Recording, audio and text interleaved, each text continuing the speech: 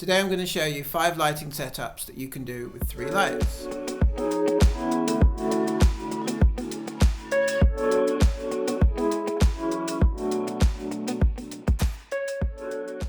The first setup is probably my most frequently used.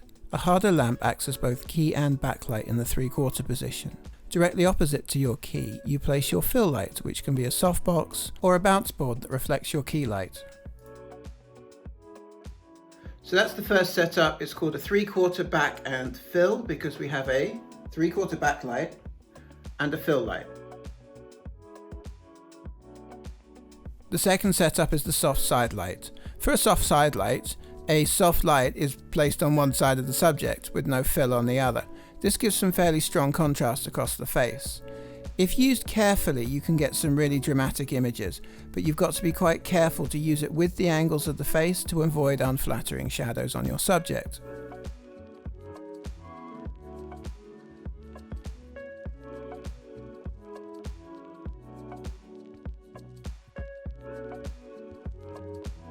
The third setup is the overhead soft light. This is a setup that's really favoured by fashion photographers, and to a point it mimics natural daylight because it comes from the top and down.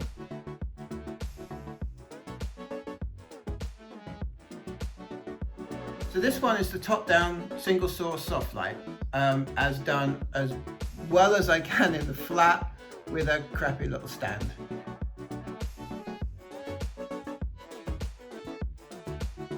I call this clamshell a la lockdown. A clamshell or butterfly lighting setup usually involves placing 2 lights, usually softboxes, on the same stand. The lower one illuminates upwards and the upper one illuminates downwards. This is a super flattering lighting setup, as what it does is it gives you a completely flat illuminated face. And setup 5 has to be the classic 3 points.